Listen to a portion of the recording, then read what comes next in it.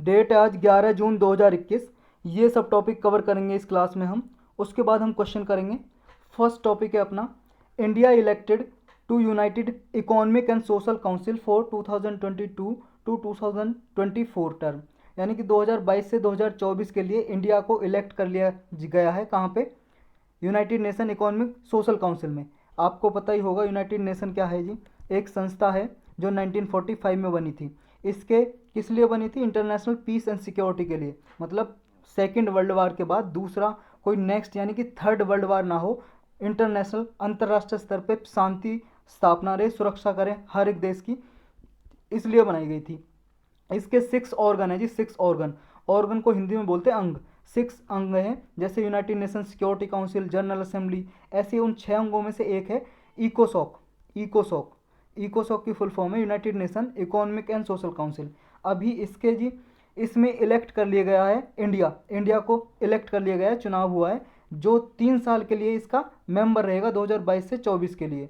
अभी आपको पता है यूनाइटेड नेशन जो सिक्योरिटी काउंसिल है उसके 5 परमानेंट मेंबर होते हैं। 5 परमानेंट मेंबर यानी कि ये परमानेंटली रहते ही रहते हैं, मतलब हमेशा रहेंगे। जब से बना है यूनाइटेड नेशन तब से ये मेंबर हैं, परमानेंट है इसके। जैसे कौन कौन से हैं? यूएस, चाइना, रसिया, यूके और फ्रांस। ये 5 कंट्री हैं जी जो इसके मेंबर है परमानेंट। और 10 नॉन परमानेंट होते हैं जो 2 साल के लिए इलेक्ट होते हैं, मतलब इसमें यूनाइटेड नेशन सिक्योरिटी काउंसिल में। और नॉन परमानेंट मेंबर में इंडिया को चुना गया है। कब के लिए? 2021 और 22 के लिए इंडिया को सिलेक्ट किया गया है। ये इसमें भी इलेक्शन हो चुका है। और अभी इलेक्शन किस में हुआ है इंडिया का? इकोसॉक में, United nation economic social council में। तो ये होती क्या है जी, इसके बारे में थोड़ा डिटेल से पढ़ लेते हैं। यूएन चार्टर के हिसाब से इसको 1945 में ही एस्टेब्लिश किया गया था। यूएन चार्टर का मतलब है यूनाइटेड नेशन के रूल्स और रेगुलेशन की बुक है जी। उसके हिसाब से 1945 में ही इसको एस्टेब्लिश, सेटअप यानी कि स्थापना की गई थी, फाउंड किया गया था। ये 6 ऑर्गन में से एक ऑर्गन है यूनाइटेड नेशन का, जैसा हमने ऊपर देखा। इसके मेंबर कितने होते हैं? 54 मेंबर स्टेट्स होते हैं जिसके, जो जनरल असेंबली इलेक्ट करती है ईयरली, और 3 साल के लिए टर्म होती है ओवरलैपिंग, यानी कि जैसे 2022 से 2024 तक इंडिया को इलेक्ट किया गया है। 2022 के लिए, 2023 के लिए, 2024 के लिए, 3 साल के लिए इंडिया इसका मेंबर रहेगा। जो इसकी सीट है काउंसिल की, वो जोग्राफिकल रिप्रेजेंटेशन के हिसाब से अलॉट की जाती है। मतलब जोग्राफिकल रिप्रेजेंटेशन का मतलब है कि डिवाइड किए हुए हैं एरिया, जैसे एशिया के लिए अलग, अफ्रीका के लिए अलग, Latin America, western Europe, eastern Europe, ऐसे जो मैप है जी, वर्ल्ड मैप, उसके हिसाब से रिप्रेजेंटेशन करता है इसमें मेंबरशिप। अब इसका मैंडेट क्या है जी इकोसॉक का? देखो, सेंट्रल प्लेटफॉर्म है ये किसके लिए? Fostering debate and innovative thinking. जो भी मान लो यूनाइटेड नेशन में कुछ इनोवेशन लेके आनी है, कुछ डिस्कस करना है किस बात पे, उसको बढ़ावा देता है इकोसॉक। नेक्स्ट क्या काम है इसका? नेक्स्ट है जी forming consensus on the ways forward. आगे क्या काम करना है यूनाइटेड नेशन में, इस पे सहमति बनाना इसका काम है। Coordinating efforts to achieve internationally agreed goal. अंतर्राष्ट्रीय स्तर पे कुछ लक्ष्य, ऑब्जेक्टिव अपनाए गए हैं, उनको कोऑर्डिनेट करना, यानी कि सब कंट्रीज़ को एक साथ लेके आना। कोऑर्डिनेटिंग एफर्ट करना मतलब सहयोग लेके आना कंट्रीज़ के बीच में, इसका काम है। इसकी रिस्पॉन्सिबिलिटी और भी है क्या? For the follow up to major UN conference and summit. जो यूनाइटेड नेशन के मेजर कॉन्फ्रेंस यानी कि मीटिंग वगैरह होती है ना, समिट वगैरह होता है, उनको फॉलो अप करना इसका काम है यूनाइटेड नेशन इकोसॉक का। तो यही था इस टॉपिक में। चलते हैं अपने नेक्स्ट टॉपिक पे। नेक्स्ट टॉपिक है क्वैकरवेल साइमंड्स वर्ल्ड यूनिवर्सिटी रैंकिंग। ये क्यूएस शॉर्टकट में बोलते हैं इसको। ये क्या है? एक ऑर्गेनाइजेशन है, संस्था है, इंस्टीट्यूट है, क्वैकरवेल साइमंड्स नाम से। ये रैंकिंग जारी करता है यूनिवर्सिटीज़ की। पूरे वर्ल्ड में जितनी यूनिवर्सिटीज़ होती हैं, यूनिवर्सिटी, उन यूनिवर्सिटी की रैंकिंग देता है, कौन सी यूनिवर्सिटी फर्स्ट पे, कौन सी कितने रैंकिंग पे है। इंडिया की जी इसमें केवल 3 इंस्टीट्यूशन हैं जो टॉप 200 में आए हैं। कौन कौन से हैं? आईआईटी बॉम्बे, आईआईटी दिल्ली और आईआईटी आपका ये Indian institute of science Bengaluru. ये 3 इंस्टीट्यूट हैं, ये 3 इंस्टीट्यूट हैं, यूनिवर्सिटीज़ हैं जो इंडिया की टॉप 200 में आई हैं। फर्स्ट नंबर पे कौन सी है जी? पूरे वर्ल्ड में सबसे पहले नंबर की यूनिवर्सिटी इस रैंकिंग के हिसाब से है मैसाचुसेट्स इंस्टीट्यूट ऑफ टेक्नोलॉजी। ये अमेरिका में जी, अमेरिका में। और इसके सेकंड नंबर पे आई है Oxford university, university of Oxford. ये यूके की है, यूनाइटेड किंगडम की। फिर इसके बाद आई है जी स्टैनफोर्ड यूनिवर्सिटी, ये भी अमेरिका की है। उसके बाद है जी ये यूनिवर्सिटी ऑफ, ये कैम्ब्रिज, मतलब ये दोनों थर्ड नंबर पे हैं, दोनों के दोनों, स्टैनफोर्ड भी और यूनिवर्सिटी ऑफ कैम्ब्रिज। ये स्टैनफोर्ड यूएस की है और कैम्ब्रिज यूनिवर्सिटी किसकी है, यूके की। ये यूनिवर्सिटी आई हैं किस में, तीसरे नंबर पे। ये इसमें जी 6 इंडिकेटर हैं, 6 इंडिकेटर है जिनके बेस्ड पे ये रैंकिंग निकाली जाती है। जैसे एकेडमिक रेपुटेशन, एम्प्लॉयर रेपुटेशन, मतलब रेपुटेशन क्या है एम्प्लॉयर की, जो वहाँ पे काम करते हैं कर्मचारी। साइटेशन पर फैकल्टी, फैकल्टी स्टूडेंट रेशो, कितने टीचर हैं कितने स्टूडेंट पे एक टीचर कितना है, मतलब जैसे कितने स्टूडेंट पे कितने टीचर हैं, ये सब कुछ देखा जाता है। इंटरनेशनल फैकल्टी रेशो देखा जाता है, इंटरनेशनल स्टूडेंट रेशो। ये छः क्राइटेरिया इंडिकेटर है जिनके बेस पे ये क्यूएस नाम का इंस्टीट्यूट निकालता है वर्ल्ड रैंकिंग, उस यूनिवर्सिटी को रैंकिंग देता है पूरे वर्ल्ड में कितने नंबर पे है। चलते हैं नेक्स्ट पे, इतना ही था इसमें। नेक्स्ट है जी अड्डू अटोल। अटोल क्या होता है जी, आपने कोरल रीफ्स का नाम तो सुना ही होगा। कोरल रीफ्स 3 तरह के होते हैं जी, 3 टाइप होती हैं कोरल रीफ्स का। समुद्र में देखा होगा ना, बहुत बार हमने दिखाया, स्पेशल लेक्चर भी लिया है। कुछ कलरफुल टाइप के होते हैं, तो ऐसे टाइप के क्या है जी, ये जमा हो जाते हैं, ये कोरल्स होते हैं। कोरल्स एनिमल्स टाइप के होते हैं, वो मर जाते हैं। ये कैल्शियम कार्बोनेट से बने होते हैं और ये मर के इकट्ठा होकर यहाँ पे आइलैंड बना लेते हैं। आइलैंड मतलब ज़मीन ही बन जाती है, लैंड बन जाती है और उस पर लोग बसने लगते हैं। तो ये अड्डू अटोल कहाँ पे है, अड्डू अटोल ये ऐसे कुछ गोल गोल सा टाइप शेप होती है जिसकी, गोल गोल टाइप की। ये मालदीव्स में, मालदीव एक कंट्री है, आपको पता ही होगा, इंडिया के साउथ में। ये आप वर्ल्ड मैप देखो पहले, ये वर्ल्ड मैप, इसके साइड में ये देखो जी इंडिया अपना, ये मालदीव्स, ये मालदीव्स इंडिया के साउथ में है जी। ये लक्षद्वीप है इसके साउथ में। तो यहाँ पे है जी ये अड्डू अटोल, मालदीव का ही पार्ट है अड्डू अटोल। अभी न्यूज़ में क्यों आया, न्यूज़ में इसलिए आया क्योंकि जी ये मालदीव्स के प्रेसिडेंट हैं, उसने मना कर दिया अभी कि उसने कोई डिसीजन नहीं लिया। इंडिया चाह रहा था कि अड्डू अटोल पे हमारा एक इंडियन कंसुलेट ऑफिस खुले। कहने का मतलब ये है जी, जो एम्बेसडर होते हैं ना, एम्बेसडर दूसरी कंट्री में भेज दें अपॉइंट करके। जैसे आप यूपीएससी की तैयारी कर रहे हो, आप आईएफएस चुन ले होते हो, आईएफएस इंडियन फॉरेन सर्विस, तो आपको एज ए एम्बेसडर आगे प्रमोट करके भेजा जाता है दूसरे देशों में, आप वहाँ पे जॉब करते हो और उसके नीचे कुछ ऑफिसर होते हैं जी, उन्हीं को बोलते हैं कंसुलेट। तो यहाँ पे इंडिया ने इच्छा जताई थी कि अड्डू अटोल पे हमारा एक कंसुलेट खुले ताकि यहाँ पे और काम काज करने के लिए इंडिया को सुविधा मिले। लेकिन अभी मालदीव के जो प्रेसिडेंट हैं इब्राहिम मोहम्मद सोली, उन्होंने अभी डिसीजन नहीं लिया इस पर, इसलिए न्यूज़ में आया है।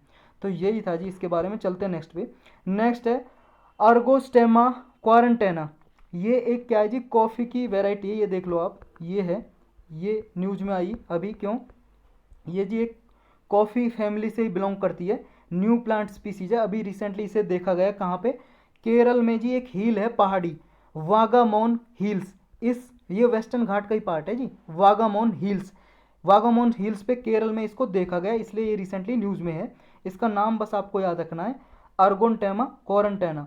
क्वारंटेना किस लिए रखा गया है, ये पेंडेमिक जो चल रही है ना, जो क्वारंटाइन कर देते हैं, क्वारंटाइन वर्ड का मतलब है जी, क्वारंटाइन का मतलब है सेपरेट कर देना, किसी अलग, मतलब सब चीज़ से सेपरेट करना, अलग करना, क्वारंटाइन करना।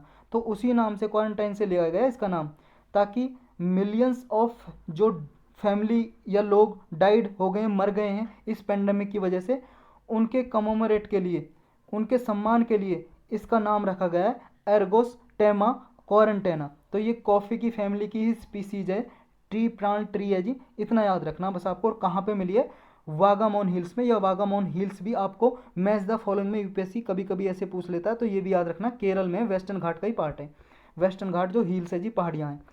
नेक्स्ट है जी अपना नागोर्नो काराबाग रीजन। ये रीजन कई बार न्यूज़ में रहता है, अभी भी न्यूज़ में आया है। ये आप देखो जी, पहले वर्ल्ड मैप देखते हैं हम। वर्ल्ड मैप में ये देखो आप, ये अपना हिंदुस्तान आपको दिखाई दे रहा होगा, इसे जूम कर लेते हैं। ये हिंदुस्तान, ये पाकिस्तान, अफगानिस्तान, यहाँ पे आपको दिखाई दे रहा होगा ये ईरान, ईरान के साइड में ये अजरबैजान, अजरबैजान के साइड में ये है अर्मेनिया। तो ये अजरबैजान का पार्ट है जिसमें अर्मेनियन पीपल हैं जी, वो लोग यहाँ पे ज़्यादा रहते हैं इसके पार्ट में। तो अब बड़े मैप पे देखते हैं हम, ये देखो आप अजरबैजान, अजरबैजान का ये वाला पार्ट है आपका, ये दिखाई दे रहा है नागोर्नो काराबाग, नागोर्नो काराबाग। अब ये जो कलरफुल दिखाई दे रहे हैं, इन कलर पे देखते हैं जी, कलर पे कौन सी पॉपुलेशन रहती है और क्या क्या है इसमें। जो ये वाला कलर दिखाई दे रहा है आपको, लाइट वाला, इसमें 15 नवंबर तक जो अर्मेनियन फोर्स है उसको विदड्रॉ करना है।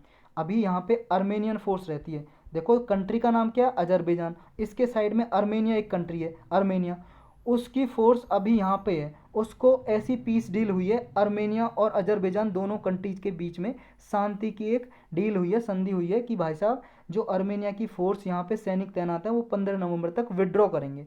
1 दिसंबर से तक इस वाले रीजन में जो थोड़ा डार्क है, अर्मेनियन फोर्स यहाँ से 1 दिसंबर तक विड्रॉ करेगी। जो एरिया रेड वाला है ये एरिया डिप्लोमेंट, यहाँ पे रशियन पीस कीपर है, मतलब रसिया की फोर्स है जी जो शांति स्थापना चाहते हैं दोनों कंट्रीज़ के बीच में, आर्मेनिया और अजरबैजान के बीच में वो शांति चाहते हैं। उन्होंने फोर्स डिप्लॉय कर रखी है अपनी रेड वाले रीजन में, जो आपको दिखाई दे रहा है ये रेड वाला रीजन। नेक्स्ट है जी यहाँ पे जो थोड़ा ये और डार्क है, यहाँ पे आर्मेनियन फोर्स विदड्रॉ करेगी 22 नवंबर तक। आर्मेनियन फोर्स 22 नवंबर तक यहाँ से विदड्रॉ का मतलब निकल जाएगी यहाँ से।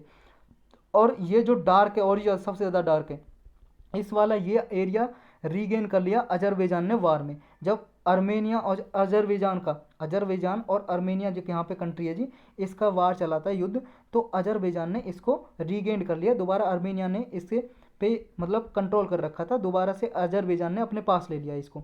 तो ये रीजन हमने देख लिया कहाँ पे, नागोर्नो ये काराबाग अजरबैजान में जी, ये इतना याद रखना है। अब इसके बारे में थोड़ा डिटेल देख लेते हैं क्या लिखा है इसमें। नागोर्नो काराबाग क्या है, अजरबैजान का ही पार्ट है और इसमें मेजॉरिटी पॉपुलेशन आर्मेनिया की रहती है। आर्मेनियन मतलब जो आर्मेनिया कंट्री है उसकी पॉपुलेशन रहती है पार्ट किसका, अजरबैजान का, इसलिए तो कॉन्फ्लिक्ट हुआ है। तो यहाँ पे जो सोवियत यूनियन है उसने कुछ टेंशन इनके बीच में इंक्रीज होती देखी 1990s में, 1980 के दशक में। तो नागोर्नो काराबाग ने voted to become part of Armenia. जो यहाँ पे नागोर्नो काराबाग है वहाँ पे वो जब वोटिंग हुई, इसने आर्मेनिया का पार्ट बनने के लिए वोट किया। ये तो करेगा ही जी भाई साहब, क्योंकि यहाँ पे आर्मेनियन पॉपुलेशन रहती है, और तो ये वोट इसलिए करेगा कि आर्मेनिया के साथ ही हमें मिलाओ। लेकिन है पार्ट किसका, अजरबैजान का, अजरबैजान कंट्री है उसका पार्क है। तो इसकी वजह से यहाँ पे जी वार स्टार्ट हो गया, यहाँ पे वार स्टार्ट हो गया। लेकिन यहाँ पे फिर सीज फायर करा दिया गया युद्ध विराम 1994 में। इसके बाद क्या होता है, नागोर्नो काराबाग क्या है, अब अजरबैजान का ही पार्ट है, लेकिन कंट्रोल कौन करता है, आर्मेनिया के ग्रुप हैं जी, कुछ ऑर्गेनाइजेशन है, सेपरेटिस्ट एथनिक आर्मेनियंस, कुछ लोग हैं जी उन्होंने ऑर्गेनाइजेशन बनाई हुई है, वो कंट्रोल करते हैं। और आर्मेनिया की गवर्नमेंट है जो सरकार है वो भी सपोर्ट करती है इस ग्रुप को। तो अभी कंट्रोल किसका है, आर्मेनिया के ग्रुप का है, अजरबैजान का जो पार्ट है नागोर्नो काराबाग का, समझ गए। लेकिन पार्ट माना जाता है अजरबैजान का ही जो कंट्री है। तो ब्रीफ वार यहाँ पे हुआ जी, लास्ट ईयर भी हुआ, यहाँ पे ब्रीफ वार हो गया, मतलब छोटे समय के लिए एक युद्ध हुआ नागोर्नो काराबाग रीजन में। अजरबैजान ने ये सीज कर लिया यहाँ पे टेरिटरी है जो, जिसपे आर्मेनिया की एथनिक ग्रुप है सेपरेटिस्ट जिसने हासिल कर रखा है, तो अजरबैजान ने इसको सीज कर लिया। और टर्की ने भी हेल्प की, जो टर्किश कॉम्बैट ड्रोन्स हैं, टर्की ने, जो टर्की देश है जी इसके साइड में ही, उसने सहायता भेजी अजरबैजान को, उसने भी सहायता किया। और अदर विपरनी मतलब और हथियार भेजे जी, विपनरी का मतलब हथियार भेजे अजरबैजान के लिए, अंकारा से, अंकारा टर्की में ही है जी रीजन, वहाँ से भेजे। नेक्स्ट जी, कॉन्फ्लिक्ट में लगभग 6000 लाइव्स चली गई थी, मतलब 6000 लोगों की जान चली गई थी। रसिया ने बीच में आके जी सहायता की इनकी, ट्रूस का मतलब है युद्ध विराम, एक तरह से इनकी पीस डील कराई और दोनों कंट्री के बीच में शांति स्थापना कराई। तो यही था इसमें। चलते हैं नेक्स्ट पे। नेक्स्ट है इंडो थाई कॉर्पोरेट। ये क्या है, इंडिया और थाईलैंड की मिलिट्री ऑर्गेनाइजेशन है जी, सेना एक्सरसाइज करती है, मतलब इसमें कुछ सहायता करते हैं एक दूसरे सेना की। और इसमें जो कॉम्बैट यानी कि कॉम्बैट जो उनकी फैसिलिटी है, मतलब एक तरह से दोनों एक दूसरे के बीच में शेयर करते हैं अपनी कैपेबिलिटी, दोनों सेनाएं। तो इंडो यानी कि इंडिया और थाईलैंड की जो ये कोऑर्डिनेटेड पेट्रोल कर रहे हैं इसमें, कहाँ पे, इंडियन नेवी और रॉयल थाई नेवी है, दोनों सेना, दोनों जो कंट्री है, इंडिया की नेवी और थाईलैंड की नेवी पार्टिसिपेट कर रहे हैं इसमें। इसका 31st एडिशन अभी हो रहा है, इसलिए न्यूज़ में है। तो इतना याद रखना है बस इसको, कि इंडो थाई कॉर्पोरेट क्या है, कि इंडिया की और थाईलैंड की नेवी पार्टिसिपेट करती है, एक मिलिट्री एडिशन है, ये ऑर्गेनाइजेशन है, मतलब ऑर्गेनाइजेशन क्या, एक्सरसाइज है, एक्सरसाइज। चलते हैं नेक्स्ट पे। नेक्स्ट है इलेक्शन कमिश्नर। इलेक्शन कमिश्नर अभी न्यूज़ में इसलिए है क्योंकि उत्तर प्रदेश के चीफ सेक्रेटरी थे अनूप चंद्र पांडे, इनको अभी अपॉइंट कर दिया है इलेक्शन कमिश्नर। इलेक्शन कमिश्नर आपको पता ही होगा जी, इलेक्शन कमीशन ऑफ इंडिया होता है हमारा एक ऑफिस, जो स्टेट गवर्नमेंट और आपका जो है जी सेंट्रल गवर्नमेंट, इसके इलेक्शन जो होते हैं ना लोकसभा के और किसके, लोकसभा के और स्टेट लेजिस्लेटिव असेंबली के, विधानसभा के और लोकसभा के इलेक्शन जो कराता है, उसमें आपके एक चीफ इलेक्शन कमीशन होता है जी अभी फ़िलहाल, और 2 इलेक्शन कमिश्नर होते हैं। उनमें से एक इलेक्शन कमिश्नर अभी अपॉइंट किया है, नियुक्त किया है। इसकी नियुक्ति कौन करते हैं, खुद बॉस, मतलब बॉस तो नहीं जी, महामहिम बोल सकते हो। महामहिम कौन है, प्रेसिडेंट, हमारे राष्ट्रपति अपॉइंट करते हैं, नियुक्ति करते हैं, इसलिए ये न्यूज़ में आया। ये 3 मेंबर की स्ट्रेंथ होती है कमीशन में, एक तो खुद चीफ इलेक्शन कमीशन और 2 अदर मेंबर। तो ये अभी जो हमने देखा। अब थोड़ा इलेक्शन कमीशन ऑफ इंडिया के बारे में डिटेल से पढ़ लेते हैं। देखो ये जो कमीशन बनाया जाता है अंडर आर्टिकल 324 324 के अंतर्गत इलेक्शन कमीशन बनाया जाता है और उसके पास पावर है superintendence direction control of preparation of electoral roll. Electoral roll होता है जी वो रजिस्टर जिसमें आपका नाम लिखा होता है कि आपको वोट देने का अधिकार है, वो सब कुछ तैयार करना, प्रिपरेशन करना और डायरेक्शन देना इलेक्शन के रिगार्डिंग, इलेक्शन कंडक्ट कराना पार्लियामेंट के और स्टेट लेजिस्लेचर के, सारी डायरेक्शन कंट्रोल किसके हाथ में रहती है? इलेक्शन कमीशन के हाथ में। तो इलेक्शन कमीशन देता है। और ये प्रेसिडेंट और वाइस प्रेसिडेंट के जो इलेक्शन होते हैं उनको भी कौन कराता है जी? कौन कराता है? Election commission of India. तो आपको याद रखना पार्लियामेंट में कौन कौन आता है? लोकसभा, राज्यसभा। स्टेट लेजिस्लेचर में कौन सा आता है जी? विधानसभा और आपका Vidhan Parishad, state legislative council, जो हर एक स्टेट में नहीं है, सिर्फ 6 स्टेट में है विधान परिषद। 6 स्टेट आपको याद होने चाहिए, यूपी, बिहार, महाराष्ट्र, यूपी बिहार हो गया आपका, यूपी बिहार हो गया, महाराष्ट्र, कर्नाटका, तेलंगाना और आंध्र प्रदेश, 6 स्टेट में है।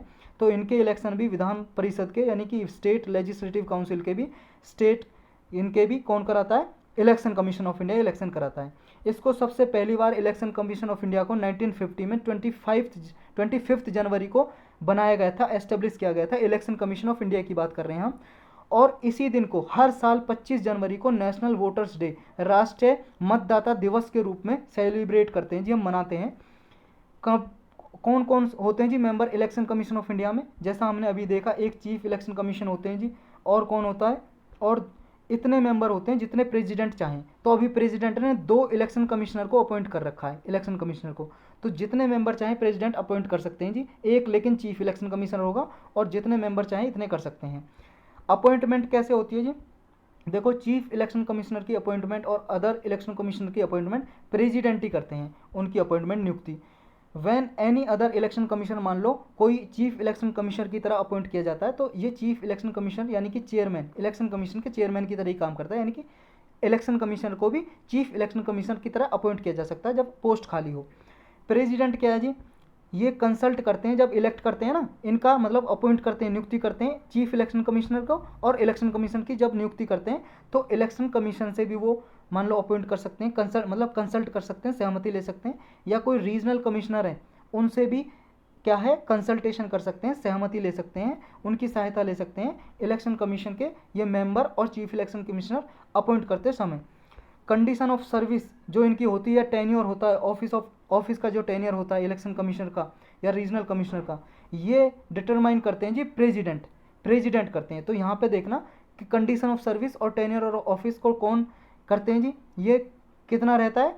जो प्रेसिडेंट रूल बना सकते हैं जी, वो डिटरमाइन करते हैं कि कितना रहेगा। तो यहाँ पे अगर पार्लियामेंट आ जाए ना, पार्लियामेंट कंडीशन ऑफ सर्विस और टेन्योर ऑफिस डिफाइंड करते हैं, डिटरमाइन करते हैं, निश्चित करते हैं, तो गलत हो जाएगा। तो यूपीएससी ऐसे एक इस वर्ड पे खेलती है, यहाँ दे देगी parliament may by rule determine, parliament rule बना के डिटरमाइन कर सकती है, बल्कि पार्लियामेंट नहीं करती, खुद प्रेसिडेंट करते हैं जी। और प्रेसिडेंट किसकी एडवाइस पे काम करते हैं? Council of minister headed by PM, prime minister जो बोल देंगे वो प्रेसिडेंट रूल बना देंगे इनके लिए। इनके कंडीशन ऑफ सर्विस क्या होगी, इनका टेन्योर कितना होगा जी, मतलब कार्यकाल कितना होगा।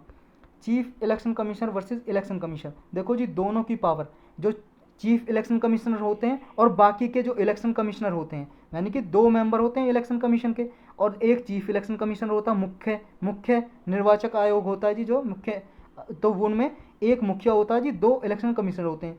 देखो दोनों की इक्वल पावर होती है, दोनों मेंबर की भी और एक चीफ इलेक्शन कमीशन, जो 3 मेंबर है अभी टोटल, इन तीनों की इक्वल पावर होती है जी। लेकिन अगर मान लो किसी डिसीजन पे सहमति नहीं हो पा रही है, मान लो कोई डिसीजन लेना है इलेक्शन कमीशन को, और आपको पता है इसमें अभी 3 मेंबर हैं, एक चीफ इलेक्शन कमीशनर है और 2 मेंबर हैं जी, यानी कि 2 चीफ इलेक्शन, एक चीफ इलेक्शन कमिश्नर हो गया और 2 इलेक्शन कमिश्नर हो गए, यानी कि 2 मेंबर हो गए और एक चीफ हो गया। अगर इनमें सहमति नहीं बन रही है तो फिर मेजोरिटी से डिसीजन लिए जाते हैं। मेजोरिटी का मतलब है 3 की मेजोरिटी कितनी होगी? 2 होगी जी, 2 मेंबर अगर बोलेंगे ये डिसीजन लेना है तो ले लेंगे, नहीं बोलेंगे तो नहीं लेंगे, तो मेजोरिटी के हिसाब से डिसाइड हो जाएगा। तो ये जो सैलरी वगैरह होती है इन तीनों को, चीफ इलेक्शन कमिश्नर को भी और 2 अदर इलेक्शन कमिश्नर होते हैं, सैलरी वगैरह इक्वल सैलरी होती है, इक्वली इनको समान रूप से अलाउंसेज या अदर बेनिफिट समान मिलते हैं सबको। टेन्योर कितने साल का होता है? टेन्योर यानी कि कितने साल के लिए इनकी ड्यूटी होती है, 6 ईयर के लिए 65 ईयर एज, मतलब 65 साल के पहले हो गए तो रिटायर हो जाएंगे, या 6 साल हो गए पहले तो रिटायर हो जाएंगे, विच एवर इज अर्लियर। तो नेक्स्ट आता है जी रिमूवल। रिमूवल कैसे किया जाता है, इनको हटाया कैसे जाता है, या तो ये रिजाइन दे सकते हैं जी एक्सपायरी टर्म से पहले, या फिर जब एक्सपायरी हो जाएगी 6 साल या 65 साल के तब हो सकते हैं, ये हटाया जा सकता है। तो रिजाइन भी दे सकते हैं जी प्रेसिडेंट को। चीफ इलेक्शन कमिश्नर को रिमूव करने के लिए ऐसे किया जाता है कि जैसे सुप्रीम कोर्ट के जज को किया जाता है, और सेम ग्राउंड पे। कौन कौन से आधार होते हैं सुप्रीम कोर्ट के जज को रिमूव करने के, हटाने के, कौन कौन का होता है जी, प्रूव्ड मिसबिहेवियर, और एक होता है जी इनकैपेसिटी। इनकैपेसिटी दो ग्राउंड है, प्रूव्ड मिसबिहेवियर और इनकैपेसिटी, ये लिखा हुआ है कॉन्स्टिट्यूशन में। जो अगर सुप्रीम कोर्ट के जज को हटाना हो, ये दो ग्राउंड है। और हटाने का प्रोसीजर कैसा होता है जी, सेम प्रोसीजर होता है जैसे सुप्रीम कोर्ट के जज को हटाया जाता है, ऐसे ही चीफ इलेक्शन कमिश्नर को हटाया जाता है, सेम प्रोसीजर होता है। जैसे जज को कैसे हटाया जाता है, सुप्रीम कोर्ट के जज को दोनों हाउस में से, लोकसभा और राज्यसभा में से जी 2/3 मेजोरिटी, यानी कि स्पेशल मेजोरिटी होती है, 2/3 मेजोरिटी मेंबर के, जो प्रेजेंट एंड वोटिंग होते हैं उनकी 2/3 मेजोरिटी होनी चाहिए, मेंबर वोट करेंगे तभी उन्हें हटाया जा सकता है। तो ये सारा जो स्पेशल मेजोरिटी क्या होती है, मेजोरिटी के टाइप जानने, पॉलिटी की प्ले लिस्ट बनी हुई है जी, उसमें मेजोरिटी के टाइप देख सकते हो। इतना याद रखना है, स्पेशल मेजोरिटी से हटाया जाता है चीफ इलेक्शन कमिश्नर को भी, जैसे जज को हटाया जाता है सुप्रीम कोर्ट के को। अब कुछ लिमिटेशन है जी, कुछ इसमें लिमिटेशन है। लिमिटेशन का मतलब कमियां। कमियां क्या है, क्योंकि कॉन्स्टिट्यूशन ने, संविधान ने इनकी क्वालिफिकेशन को कहीं पे भी डिफाइन नहीं किया हुआ कि किस बेस पे चीफ इलेक्शन कमिश्नर और इलेक्शन कमिश्नर को अपॉइंट किया जाएगा, कोई आधार नहीं है, कोई क्वालिफिकेशन नहीं है। जैसे आपके है ना यूपीएससी का एग्जाम आप ग्रेजुएशन के बाद ही दे सकते हो, या ग्रेजुएशन का लास्ट ईयर है तभी दे सकते हो। तो ऐसे इनकी कोई क्वालिफिकेशन नहीं है कि कोई सरकारी अधिकारी इस रैंक का होने चाहिए, किस रैंक का होने चाहिए, किसी को भी जिसको चाहे जी अपॉइंट कर सकते हैं, लीगल, एजुकेशनल, एडमिनिस्ट्रेटिव और जुडिशियल किसी को भी। तो मेंबर ऑफ इलेक्शन कमीशन है, उनकी भी कोई क्वालिफिकेशन नहीं है। कॉन्स्टिट्यूशन ने ये भी नहीं लगाया हुआ, इन पे रोक नहीं लगाई हुई कि जब भी इलेक्शन कमिश्नर या इलेक्शन कमिश्नर के चीफ वो रिटायर होंगे तो ये किसी भी गवर्नमेंट ऑफिसर बनाया जा सकता है जिनको अपॉइंटमेंट किया जा सकता है। मतलब ये है, संविधान कोई रोक नहीं लगाया जा सकता कि इन्हें दोबारा से किसी गवर्नमेंट ऑफिस में अपॉइंट किया जा सकता है, नहीं, तो इन्हें अपॉइंट भी किया जा सकता है जी, कोई रोक नहीं है इन पे। तो यही था, इसमें चलते हैं नेक्स्ट पे। नेक्स्ट है अपना Kerala smart kitchen project. Kerala ने एक प्रोजेक्ट लॉन्च किया है जी, स्मार्ट किचन का मतलब ये है कुछ फैसिलिटी प्रोवाइड की जाएंगी ताकि जो किचन है, रसोई है, उसको मॉडर्नाइज किया जा सके, और जो डिफ़िकल्टी, जो परेशानियां होती हैं होम मेकर्स को हाउस होल्ड कोर्स में, यानी कि हाउस होल्ड कोर का मतलब है घर में जो कामकाज होते हैं इनमें करने में जो परेशानियां आती हैं महिला को, या कोई किचन में जो काम करते हैं उनकी परेशानी को दूर किया जा सके। ये ऐसी स्कीम है केरल स्टेट फाइनेंशियल इंटरप्राइजेज के थ्रू चलाई जाएगी। मतलब कुछ केरल में कुछ प्राइवेट कंपनीज हैं उनके थ्रू चलाई जाएगी, या फिर स्टेट रन चिट फंड जो हैं, या लैंडिंग फर्म है, कुछ ऐसी फर्म है जी, फाइनेंशियल इंस्टीट्यूशन है जो उधार देती हैं, उनके थ्रू ये इम्प्लीमेंट की जाएगी इस स्कीम को, इस योजना को। इस योजना के अंतर्गत, इस स्कीम के अंतर्गत कुछ सॉफ्ट लोन प्रोवाइड किया जाएगा वुमेन्स को। मतलब सॉफ्ट लोन होता है जिसमें कंडीशन बहुत ही कम होती हैं और जो इंटरेस्ट होता है बहुत ही कम होता है, ना के बराबर। जो ब्याज लेते हैं ना लोन पे, कर्ज पे, वो बहुत ही कम होता है। तो इनमें महिलाओं को ब्याज दिया जाएगा ताकि वो अपने हाउस होल्ड गजेट्स और इक्विपमेंट परचेज कर सकें। मतलब घर में काम आने वाले, किचन में काम आने वाले, ऐसे आपको कुछ भी खरीदना है, बर्तन भांडे कुछ भी खरीदने हैं, तो इसके लिए गैस वगैरह खरीदना है, स्टोव वगैरह खरीदना है, या चूल्हा वगैरह खरीदना है, इसके लिए लोन दिया जाएगा। बहुत सारे गरीब पीपल जो होते हैं जी, जो नहीं खरीद सकते। नेक्स्ट जी, इसमें जो लोन पे इंटरेस्ट होगा या कॉस्ट होगा वो इक्वली शेयर्ड की जाएगी। मतलब इसमें देखो जी, एक तो इंटरेस्ट कम होगा और उसे शेयर किया जाएगा। खुद जो वुमन, महिला लोन ले रही है, बेनिफिशियरी है जो, वो इंटरेस्ट, कुछ इंटरेस्ट वो देगी, कुछ लोकल सेल्फ गवर्नमेंट यानी कि पंचायती राज इंस्टीट्यूशन जो होते हैं जी, वहाँ पे सरपंच वगैरह गांव वगैरह में, वो इसे इसका इंटरेस्ट वो चुकाएंगे कुछ हिस्सा, और कुछ स्टेट गवर्नमेंट देगी इसका इंटरेस्ट। समझ गए। अब नीड क्या है जी, इसकी सिग्निफिकेंस क्या है इस स्कीम के। एक तो जी जेंडर बजटिंग का मतलब ये है, गवर्नमेंट बिलीव्स करती है that for better participation of women in labour burden on household chores has to be reduced. अगर मान लो जी लेबर में पार्टिसिपेशन, हिस्सेदारी महिला की बढ़ानी है, इंक्रीज करनी है, तो उनके जो घर के कामकाज होते हैं वो कुछ कम होने चाहिए, रिड्यूस होने चाहिए। आपको पता है जी, देखो अगर कोई गैस चूल्हा यूज़ नहीं करते हैं, जैसे मान लो विलेज एरियाज़ में अभी भी, गाँव में या कुछ शहरी इलाके, ऐसे अर्बन एरियाज ऐसे होते हैं जहाँ पे गैस चूल्हा रोटी बनाने के लिए, खाना बनाने के लिए यूज़ नहीं करते, क्या करते हैं, लकड़ी यूज़ करते हैं जी, वुड, जो चूल्हा होता है नॉर्मल।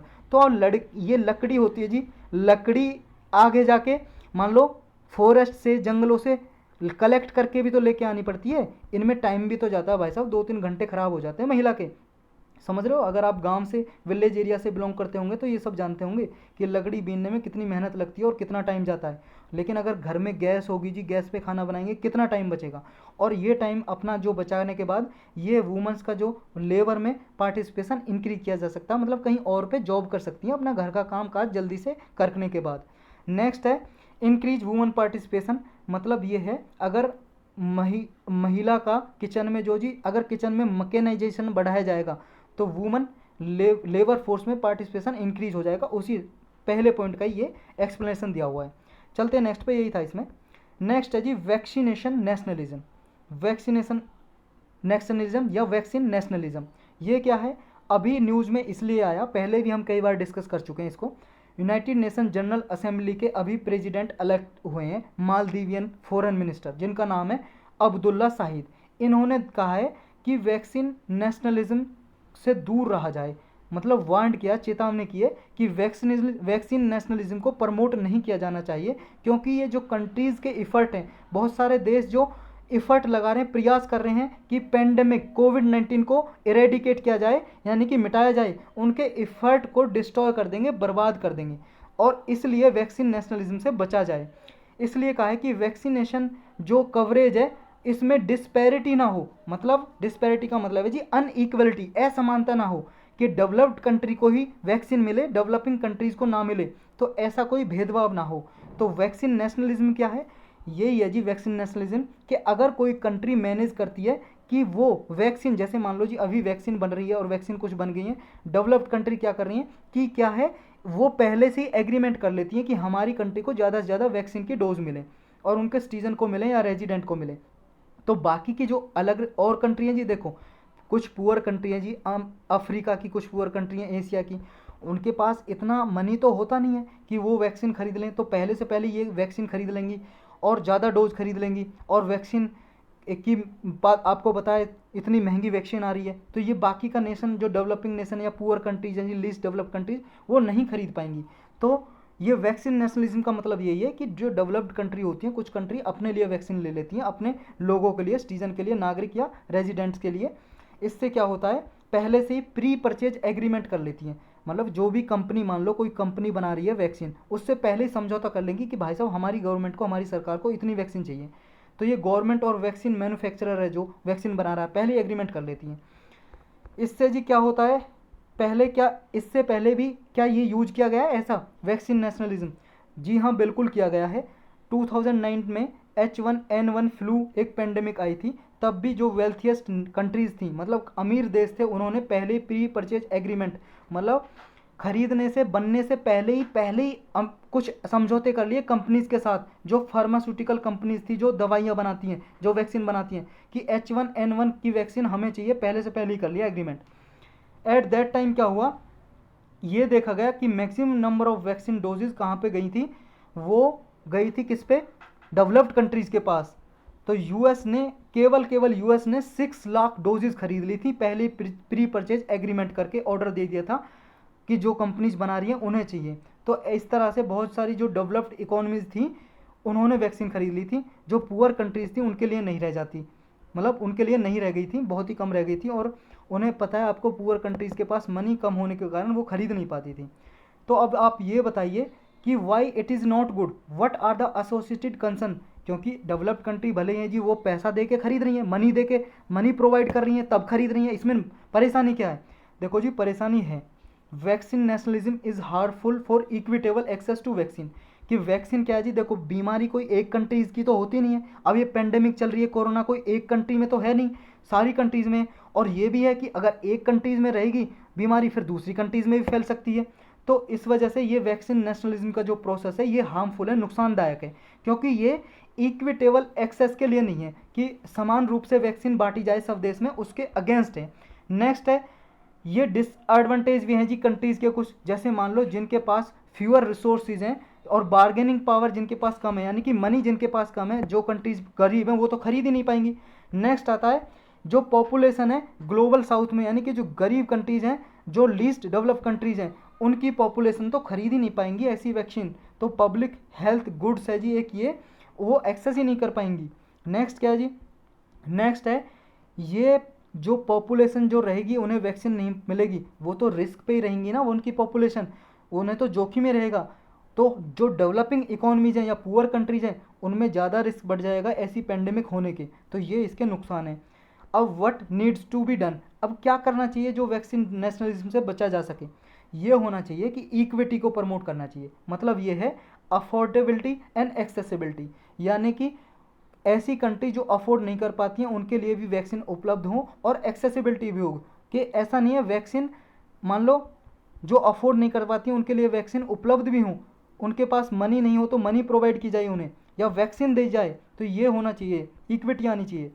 और कुछ जो इंटरनेशनल इंस्टीट्यूट हैं जैसे WHO वर्ल्ड हेल्थ ऑर्गेनाइजेशन, इन्हें कुछ ऐसे स्टेप लेने चाहिए, नेगोशिएशन करना चाहिए कंट्रीज़ के साथ, समझौता करना चाहिए कि भाई साहब अगर नेक्स्ट टाइम में ऐसी कोई पेंडेमिक आएगी उसके लिए पहले से ही फ्रेमवर्क तैयार कर दो, कि जब भी कोई ऐसी पेंडेमिक आएगी पहले से जिसका नहीं पता है, तो ऐसी वैक्सीन का इक्विटेबल एक्सेस हो, सभी कंट्रीज़ में समान रूप से बांटी जाए।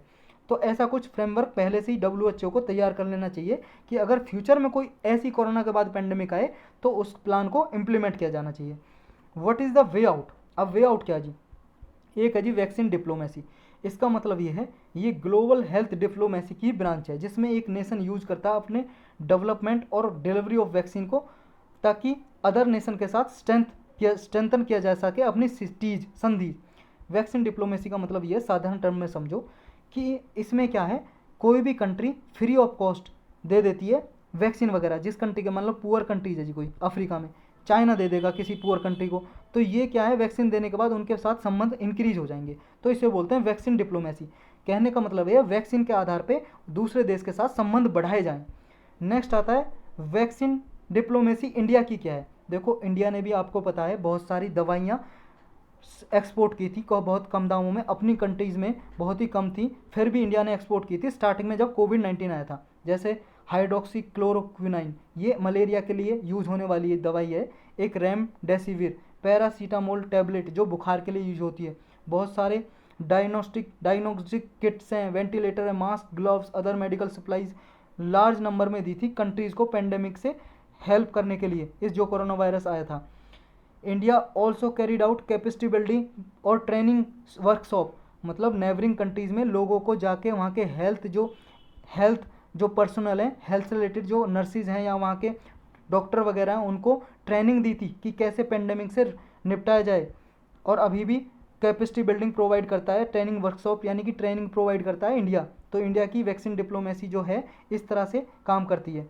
नेक्स्ट है जी सेंट्रल गवर्नमेंट ने अभी क्या है, देखो ये सारे प्रोवाइड किया था। इंटरनेशनल कोवैक्सीन जो प्रोग्राम बनाया था इंडिया ने, कोवैक्सीन जो वैक्सीन है इंडिया ने कहा था हम बहुत सारी लोअर इनकम कंट्रीज हैं उनमें सप्लाई करेंगे, ये free of cost free supply करेंगे वैक्सीन का।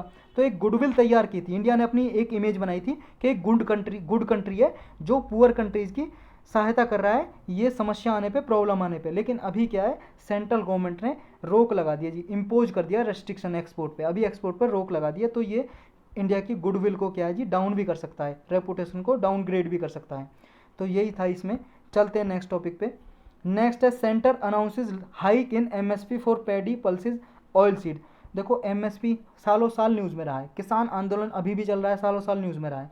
और पिछले 5 साल का क्वेश्चन पेपर उठा के देखोगे 3 बार, कम से कम 3 से 4 बार UPSC के प्रीलिम में आप क्वेश्चन देख लोगे, और मेंस में भी क्वेश्चन पूछा है MSP से। MSP होता क्या है जी, ये हमें जानना है, इसमें पहले पढ़ चुके हैं वैसे भी, ऑलरेडी आप जानते होंगे, फिर भी रिवाइज कर लेते हैं। सेंट्रल गवर्नमेंट ने अभी ये दाल के लिए, पैडी धान के लिए, ऑयल सीड जैसे मस्टर्ड हो गया जी, सरसों, या फिर सोयाबीन हो गया, ऐसी जो फसलें उनके लिए, कोर्स सीरियल जो होते हैं जी मोटे अनाज, उनके लिए अभी MSP अनाउंस किया है। गवर्नमेंट ने अनाउंस किया है कि वो हाइक किया है, हाइक का मतलब बढ़ा दिया, इंक्रीज कर दिया है। मिनिमम सपोर्ट प्राइस होती है फुल फॉर्म, न्यूनतम समर्थन मूल्य हिंदी में बोलते हैं मिनिमम सपोर्ट प्राइस को। तो ये डिसीजन कौन लेता है जी, फाइनल डिसीजन लेता है cabinet committee on economic affairs.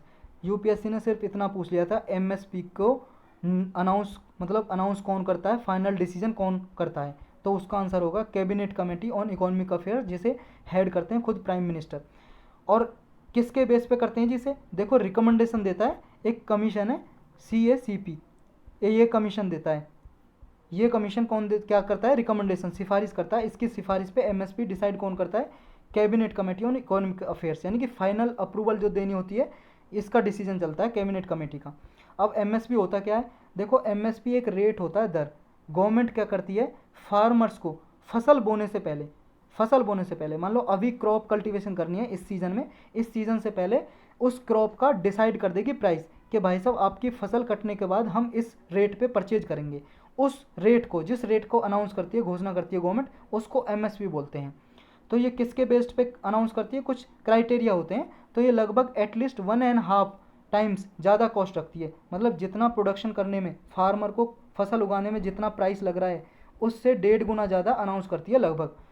इसमें यूनियन बजट में ये रखा गया था कि 2018-19 का यूनियन बजट जो आया था, बजट आया था सेंट्रल गवर्नमेंट का, उसमें रखा गया था कि जितनी भी कॉस्ट ऑफ प्रोडक्शन होती है, जितना भी खर्चा आता है किसान को फसल उगाने में, उससे 1.5 गुना ज़्यादा उसे प्राइस दिया जाएगा। तो ये अभी 1.5 गुना ज़्यादा प्राइस अनाउंस किया है इन फसलों का भी। एमएसपी 2 बार अनाउंस किया जाता है साल में, किसकी रिकमेंडेशन पे, CACP, जो ये कमीशन है, commission for agriculture cost and prices. ये कमीशन सिफारिश करता है, रिकमेंडेशन करता है, और इसके बेस पे कैबिनेट कमेटी अनाउंस करती है साल में 2 बार। रबी के लिए, रबी की फसलें होती हैं जी, जो रबी जो विंटर में यानी कि सर्दी में फसल बोई जाती हैं, और खरीफ की फसलें जो गर्मी में यानी कि मानसून सीजन में बोई जाती हैं। जैसे अभी मानसून सीजन चल रहा है जून से सितंबर का, जिसे बोलते हैं खरीफ का सीजन, खरीफ का मौसम, यानी कि जून से सितंबर का बारिश वाला मानसून सीजन। तो 2 बार अनाउंस करता है। और ये CACP है जी, स्टैट्यूटरी बॉडी है, एक एक्ट के जरिए बनाया गया, इसे संवैधानिक संस्था है, ये भी याद रखना आपको। अब जो प्रोडक्शन है जी, प्रोडक्शन कॉस्ट कैसे डिसाइड की जाती है एमएसपी फिक्स करने के लिए, ये और पढ़ लेते हैं। इसके जी 3 क्राइटेरिया होते हैं, एक होता है A2 + FL और एक C2, मतलब एक A2, एक FL और एक C2। ये क्या क्या होते हैं इन्हें समझते हैं। A2 होती है जी कॉस्ट। कॉस्ट क्या होती है, जितना फार्मर, मान लो कोई बीज खरीदने में कॉस्ट आई है, कोई खाद खरीदा, फर्टिलाइजर, कोई केमिकल्स खरीदे जी, इंसेक्टिसाइड पेस्टिसाइड डालें, या कोई लेबर हाइक की है, मतलब कर्मचारी, कोई लेबर जी उसने लगाए अपने खेत में फसल को उगाने के लिए, या जितना फ्यूल में खर्चा आया जी, ईंधन लगाए, इरिगेशन में, सिंचाई में खर्चा आया है, ये सारे खर्चे मिला के इन खर्चों को बोलते हैं A2 कॉस्ट। क्या बोलते हैं, A2 कॉस्ट, जितना खर्चा आया ये। एक होता है जी फैमिली लेबर, FL, ये होता है फैमिली लेबर। मान लो किसान ने अपनी जो फैमिली है जी, उसके घर वाले भी तो उस किसान के, या खुद किसान भी तो खेत में काम किया होगा, उस लेबर को भी काउंट करते हैं A2 + FL में। नेक्स्ट आता है C2। C2 है जी, मान लो जो एग्रीकल्चर लैंड है, ये खेत है जी किसान का। अब ये किसान, अगर ये किसान, ये फार्मर अगर इस पर खेती नहीं करता, तो इसको क्या है जी, रेंट पे भी तो दे सकता था, रेंट पे दे सकता था, मतलब किसी को रेंट पे देता, रेंट देने के बाद जो इसे पैसा मिलता, मनी आती किसान के पास, वो रेंट भी काउंट करते हैं किसमें, C2 में। यानी कि A2 + FL + C2 जब काउंट करते हैं, तो जो रेंटल जो आता इंटरेस्ट, रेंट के हिसाब से जो इनकम कमाता फार्मर, उसको भी काउंट करते हैं। लेकिन अभी हमारे देश में किस पे निर्धारित होता है, जो एमएसपी होता है किस पे होता है जी भाई साहब, A2 + FL में। जो किसान का खर्चा है ओवरऑल फ्यूल, फर्टिलाइजर, केमिकल्स में, और फैमिली लेबर, ये काउंट करके देखते हैं, लगभग इसमें होता है। अभी C2 काउंट नहीं होती है, समझ गए। और अभी जो किसान है जी, जो आंदोलन कर रहे हैं, वो क्या डिमांड कर रहे हैं, C2 को भी काउंट किया जाए।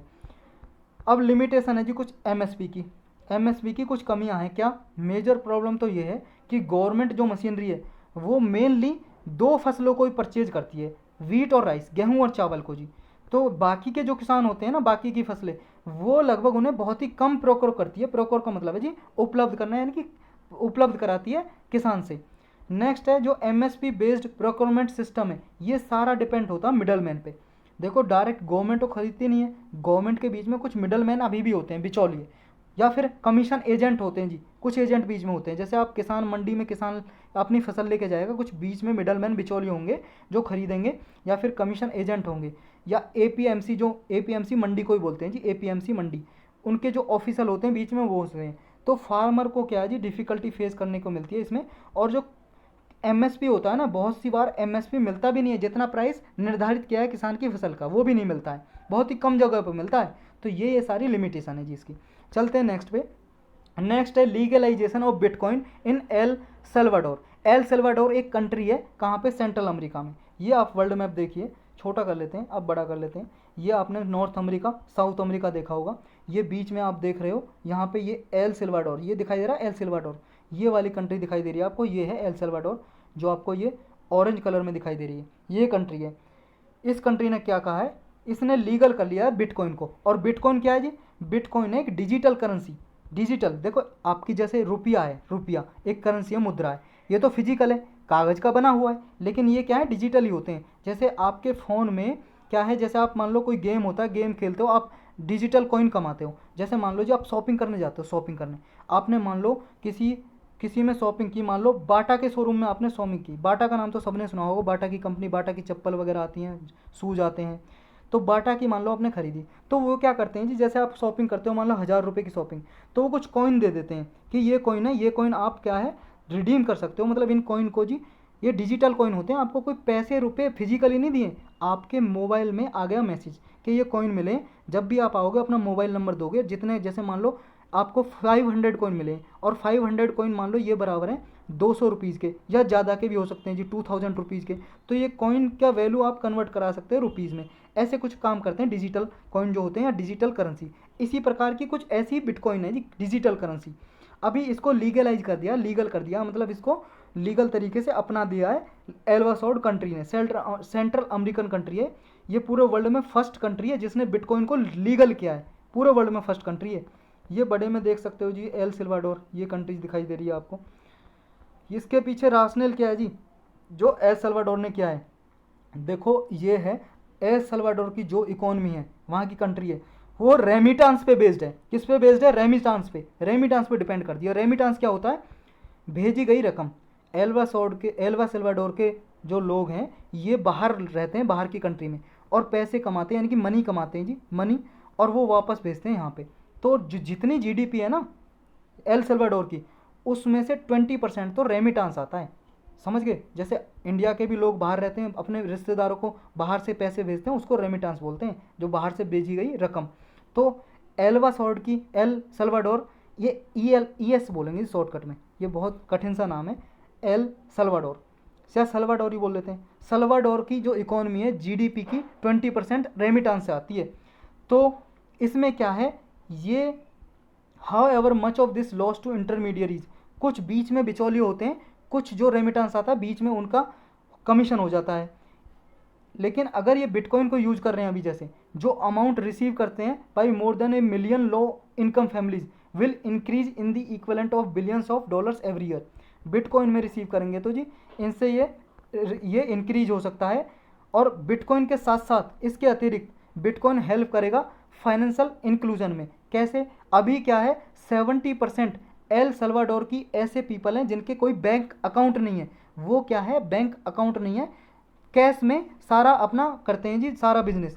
लेकिन 70% जो अभी पीपल है, पॉपुलेशन है, अगर बिटकॉइन यूज होगा तो डिजिटल करेंसी है, तो सारे लोग क्या है यूज करेंगे, और वो डिजिटली प्लेटफॉर्म पे आ जाएंगे, तो इनफॉर्मल इकोनॉमी को फॉर्मल बनाया जा सकेगा। एक चीज़ याद रखनी है कि एल सल्वाडोर की क्या है, अपनी कोई इकोनॉमी, अभी करेंसी नहीं है। इसने क्या है, ऑन मॉनेटरी पॉलिसी को अपनाया नहीं था, 2001 से अपनी जो खुद की मॉनेटरी पॉलिसी है उसको हटा दिया था। बाद में क्या किया, US डॉलर को ही अपनी करेंसी मान लिया।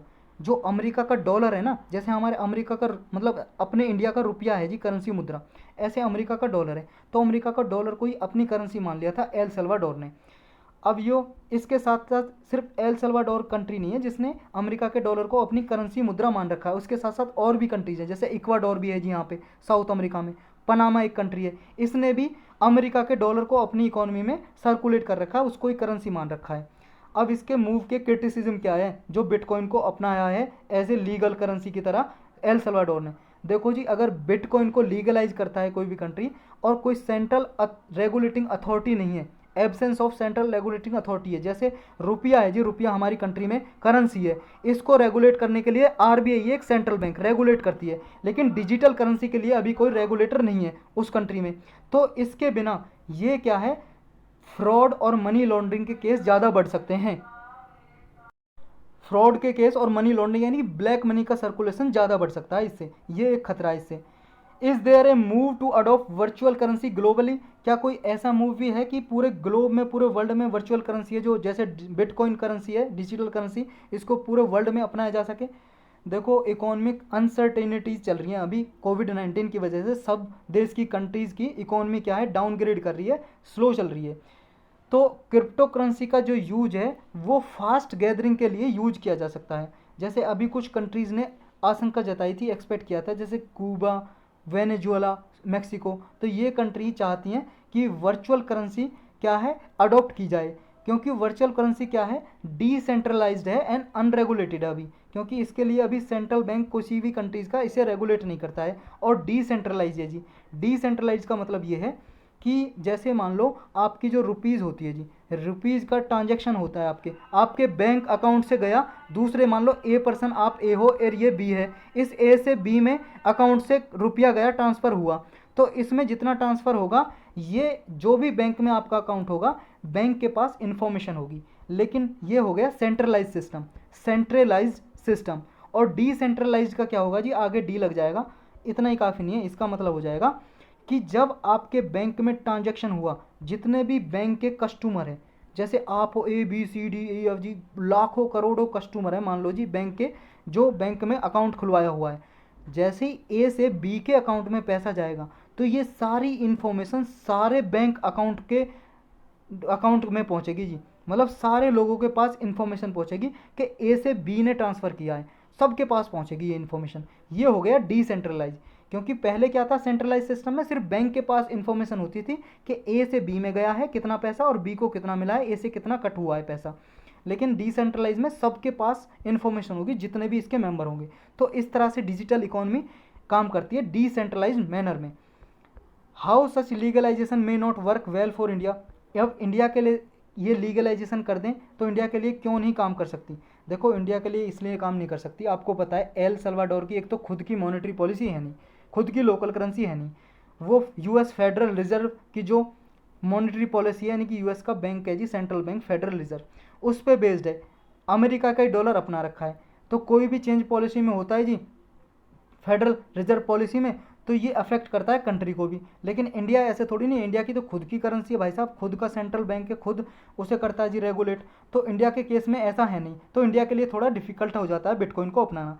इंडिया का रेस्पॉन्स क्या है जी क्रिप्टो करेंसी के regarding, crypto currency digital currency है, क्रिप्टो का मतलब होता है हिडन, छुपी हुई करेंसी, और ये छुपी हुई होती है क्योंकि आपके हाथ में जैसे 10 20 50 का नोट है, आपके हाथ में है, छुपा हुआ थोड़ी नहीं है। और ये क्या है जी, इंटरनेट पे है, कंप्यूटर में है क्रिप्टो करेंसी, तो डिजिटल करेंसी भी बोल सकते हो। तो इंडिया का अभी रिस्पॉन्स ये है, इंडिया ने एक बिल पेश किया 2021 में, the crypto currency and regulation of official digital currency bill.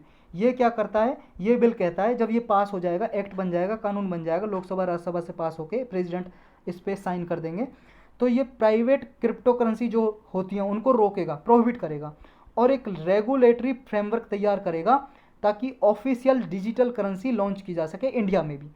तो ये क्या है, it was to be introduced in parliament's budgetary session earlier this year. देखो ये पार्लियामेंट का जो बजट सेशन था उसमें इंट्रोड्यूस करना था इसको, लेकिन गवर्नमेंट ने क्या है जी, ये डिस्कशन स्टेक होल्डर के साथ अभी कंटिन्यू रखा था कि इसको इंट्रोड्यूस किया जाए नहीं किया जाए, तो बाद में इसके लिए एक बिल पेश कर दिया 2021 में ही। अब इसके कंक्लूजन में क्या है जी, देखो अभी जो overall take away from India, मतलब for India from the El Salvador case, जो एल सल्वाडोर केस से इंडिया क्या सीख ले सकता है वो इसमें बताया गया, क्या ले सकता है। This might become an example of how far countries are willing to go to attract innovator and entrepreneurs. कहने का मतलब ये है, जब डिजिटल करेंसी जैसे एल सल्वाडोर ने अपनाई है, तो वहाँ पे जो बाहर के इनोवेटर, जो एंटरप्रेन्योर हैं, वो भी आएंगे और इमर्जिंग सेक्टर की तरह देखेंगे उस कंट्रीज़ को, और वहाँ पे ज़्यादा से ज़्यादा इन्वेस्टमेंट आएगी, बाहर की कंपनी आएंगी। तो इंडिया इससे सिर्फ इतनी सीख ले सकता है कि अगर अपनी कंट्री में इनोवेटर और एंटरप्रेन्योर बढ़ाने हैं तो ऐसे तरह का डिसीजन भी इंडिया कुछ ले सकता है, और प्रोटेक्टेड पॉलिसी के साथ साथ। While deliberation continue in India, देखो जी मॉनेटरी पॉलिसी में अभी भी कुछ कंसर्न चल रही हैं कि फाइनेंशियल जो रेगुलेटर है, जो रेगुलेट करता है क्रिप्टो करेंसी को, तो ये क्रिप्टो करेंसी को रेगुलेट करने के फ्रेमवर्क क्या होने चाहिए, इस पे अभी डिबेट है। It is important that attention to be paid to incentive for India's developers working on key innovation in the space. लेकिन अभी जो क्या है जी, आपको पता है क्रिप्टो करेंसी या डिजिटल करेंसी पे ऐसे कुछ टेक्नोलॉजियन होते हैं, टेक्नोलॉजिस्ट होते हैं जो इस पर रिसर्च करते रहते हैं, कुछ डेवलपर होते हैं को रिसर्च करते रहते हैं डिजिटल करेंसी को और कितना सिक्योर बनाया जाए कि इस पर कोई फ्रॉड ना हो। तो उन इनोवेशन को, जो ऐसे लोग इनोवेशन करते हैं, आविष्कार करते हैं, उन इनोवेशन को यूज कर सकता है इंडिया, उन्हें इंसेंटिव दे सकता है, मतलब फ़ायदा पहुंचा सकता है ऐसी करेंसी को अगर अडॉप्ट करे तो यही था जी इस लेक्चर में। अब हम क्वेश्चन करेंगे कुछ इस पे बेस्ड। फर्स्ट क्वेश्चन है वेटलैंड के रिगार्डिंग। वेटलैंड बोलते हैं आर्द्र भूमि जो होती है जिसपे कुछ पानी वगैरह भरा होता है, कुछ प्लांट ट्रीज भी होते हैं, उसको वेटलैंड बोलते हैं, आर्द्र भूमि। इसके रिगार्डिंग इनकरेक्ट गलत स्टेटमेंट बतानी है कौन सी है। पहली कह रही है wetland are regulated under the environment protection rule 1986। 1986 में ये कुछ पर्यावरण के संरक्षण के लिए नियम बनाए गए थे, क्या उनके आधार पे इसको रेगुलेट किया जाता है वेटलैंड को। नेक्स्ट कह रहा है वेटलैंड जो इंटरनेशनल है ये यूएन एनवायरनमेंट की ही सब ब्रांच है। यूएन एनवायरनमेंट आपको पता होना चाहिए, यूनेप को शॉर्टकट में बोलते हैं UN environment United Nation environment programme, ये यूनाइटेड नेशन की ही स्पेशलाइज एजेंसी। तो ये इसी का ही सब ब्रांच है क्या, वेटलैंड इंटरनेशनल, जो वेटलैंड वगैरह को बचाने के लिए, प्रोटेक्शन करने के लिए ये काम करता है पूरे वर्ल्ड वाइड। आपको गलत स्टेटमेंट बतानी है जी कौन सी है, पहली दूसरी, दोनों गलत या दोनों सही। दोनों के दोनों ही गलत हैं, यानी कि सी आंसर हो जाएगा हमारा। दोनों गलत कैसे हैं, देखो वेटलैंड को 2017 में हमारे इंडिया में रूल बनाए लेटेस्ट, उनके हिसाब से रेगुलेट किया जाता है इंडिया में। और wetland international United Nation environment programme की कोई सब ब्रांच नहीं है, बिल्कुल अलग है, क्योंकि ये एक एनजीओ टाइप है जी। वेटलैंड इंटरनेशनल एक अलग इंटरनेशनल ऑर्गेनाइजेशन है, यूनेप से बिल्कुल अलग है, तो ये इसलिए गलत हो जाता है, तो हमारा आंसर सी हो जाता है। इसलिए एक इनिशिएटिव है दर्पण, आपको बताना है ये न्यूज़ में रहता है किससे रिलेटेड है। क्या ये स्कूल एजुकेशन की क्वालिटी को इम्प्रूव करने से रिलेटेड है, या जो वॉलंटरी ऑर्गेनाइजेशन या एनजीओ टाइप जो होती हैं जी, गैर सरकारी संस्था, उनका इन्वॉल्वमेंट होता है डेवलपमेंट एक्टिविटीज़ में, उनके लिए एक प्लेटफॉर्म है क्या ये, ताकि डेवलपमेंट विकास को इंक्रीज किया जाए। नेक्स्ट है डिजास्टर प्रिपेयर्डनेस के लिए एक इनिशिएटिव है क्या ये, कि जो आपदा संकट आए उसके रिस्पॉन्स में जो हेल्थ इमरजेंसी के दौरान जो सहायता प्रदान की जाती है उसके लिए इनिशिएटिव है क्या ये, या फिर जो कंट्री के लिए इम्यूनाइजेशन कवरेज इंक्रीज की जा रही है, यानी कि जो वैक्सीनेशन किया जा रहा है उसको एक्सपेंड करने के लिए ये क्या ये प्रोग्राम है। इसका आंसर है जी बी, जो NGO voluntary organisation development activities में इन्वॉल्व रहती हैं उनके लिए एक प्लेटफॉर्म है दर्पण। चलते हैं नेक्स्ट पे। आपको बताना, देखो ऐसे जो होते हैं ना स्टेटमेंट एग्रीमेंट, सिर्फ यूपीएससी पूछ लेता है किससे रिलेटेड है, ये किससे रिलेटेड है। तो ये आपको बताना है कि जो बेसा है, basic exchange and cooperation agreement, किस किस कंट्री के बीच में हुआ है। एक है इंडिया, दूसरी कंट्री कौन सी है ये बताना है, जापान, रसिया, ऑस्ट्रेलिया, यूएसए। ये है जी यूएसए। ऐसा एग्रीमेंट रसिया के साथ कुछ पहले हुआ था, कुछ अलग नाम था उसका, यूपीएससी ने उसे प्रीलिम में पूछ लिया था। यूएसए का भी पहले पूछा था जी कुछ एग्रीमेंट, तो आपको याद रखना basic exchange and cooperation agreement India और यूएसए के बीच में हुआ है, तो डी आंसर हो जाएगा इसका करेक्ट। चलते हैं नेक्स्ट पे। नेक्स्ट बताना आपको रेवेन्यू एक्सपेंडिचर का कौन कौन से इसमें पार्ट है। रेवेन्यू एक्सपेंडिचर में आते हैं जी जो नॉर्मल फंक्शनिंग होती है गवर्नमेंट की, उस पर जो खर्चा होता है वो एक्सपेंस आता है रेवेन्यू एक्सपेंडिचर में। आपको पता ही होगा रेवेन्यू एक्सपेंडिचर और कैपिटल एक्सपेंडिचर दो तरह के खर्चे होते हैं। दूसरी स्टेटमेंट बोल रही है जो लोन दिया जाता है गवर्नमेंट जो लोन पे रीपेमेंट करती है वो क्या आता है रेवेन्यू एक्सपेंडिचर में, या फिर स्टेट गवर्नमेंट को जो लोन दिया जाता है वो क्या आता है किसमें, रेवेन्यू एक्सपेंडिचर में। आपको बताना कौन सा करेक्ट है, पहला दूसरा, पहला तीसरा, दूसरा तीसरा। देखो जी 2 और 3 बिल्कुल गलत हैं, क्योंकि लोन आपको याद होना चाहिए, लोन कैपिटल एक्सपेंडिचर में आता है। कैपिटल एक्सपेंडिचर का मतलब वो आता है जी ऐसी असेट या संपत्ति जो कुछ, मतलब ऐसी पूंजी कैपिटल जो कुछ असेट क्रिएट करती हो, असेट संपत्ति बनाती हो। और जो डे टू डे एडमिनिस्ट्रेशन में जो खर्चा होता है, जो कोई असेट नहीं बनाता, संपत्ति नहीं क्रिएट करता, वो आता है रेवेन्यू एक्सपेंडिचर में। तो पहला ही करेक्ट हो जाएगा, इसलिए हमारा ए आंसर इसमें करेक्ट हो जाएगा। नेक्स्ट आपको बताना है कि कॉमर्शियल बैंकिंग इन इंडिया, जो कॉमर्शियल बैंक होते हैं, जैसे कॉमर्शियल बैंक जैसे पीएनबी हो गया जी, पंजाब नेशनल बैंक, एचडीएफसी हो गया, जो ऐसे बैंक हैं उनकी असेट में, उनकी संपत्ति में क्या क्या आता है ये बताना आपको। पहला कह रहा है money at call and short notice, जो मनी होते हैं जी शॉर्ट नोटिस और कॉल नोटिस पे ली जाती है। शॉर्ट नोटिस और कॉल नोटिस का मतलब है जी बैंक टू बैंक जो बोरो करते हैं ना, उधार लेते हैं एक बैंक से दूसरे बैंक में, एक ओवरनाइट के लिए, एक रात के लिए, एक दिन के लिए उधार ले लेते हैं, उस मनी को क्या उस असेट में आएगा, संपत्ति में आएगा क्या। डिमांड डिपॉजिट, जो डिमांड डिपॉजिट होती है जी, ये बताना है डिमांड डिपॉजिट जैसे मान लो आपने पैसा जमा किया बैंक में, वो होता है डिमांड डिपॉजिट, तो ये क्या उसकी असेट में, संपत्ति में आता है क्या। नेक्स्ट है सर्टिफिकेट ऑफ डिपॉजिट। जो डिपॉजिट होता है जी, सर्टिफिकेट ऑफ डिपॉजिट होता है, एक पेपर है उस पर लिखा होता है सर्टिफिकेट ऑफ डिपॉजिट, तो ये क्या किस में, असेट में आता है क्या, ये किसी आदमी को दे देते हैं जी सर्टिफिकेट ऑफ डिपॉजिट। नेक्स्ट है लोन्स और एडवांसेज, जो कर्ज वगैरह देती है ना लोगों को, जैसे बैंक कर्ज देती है, लोन देती है, वो क्या असेट में आता है, संपत्ति में। आपको बताना है कौन सा करेक्ट है, 23414134134। देखो जी, जो डिमांड डिपॉजिट है ये असेट में नहीं आता, ये किस में आता है, लाइबिलिटीज में आता है जी, उत्तरदायित्व, क्योंकि आपने पैसा जमा किया बैंक में, बैंक की असेट नहीं है, संपत्ति नहीं है, वो आपकी असेट है, लोगों की असेट है, लोगों की संपत्ति है वो, जो डिपॉजिट आपने बैंक में किया है। तो बैंक की तो लाइबिलिटी है भाई साहब, उत्तरदायित्व है, जब आप मांगोगे बैंक को देना ही पड़ेगा। एटीएम में जाओगे पैसा निकालने के लिए, एटीएम मना नहीं कर सकता कि नहीं नहीं अभी हम पैसे नहीं देंगे, वो अलग बात है, एटीएम खराब हुआ तो उसकी बात नहीं कर रहे हम। तो आपके इसको काट दो, बाकी के तीनों सही हैं जी, ये असेट में आते हैं, संपत्ति में। चलते हैं नेक्स्ट पे, यानी कि सी आंसर सही हो जाएगा। चलते हैं नेक्स्ट पे। अरे आज 5 ही थे जी क्वेश्चन, इतना ही था बस इस लेक्चर में।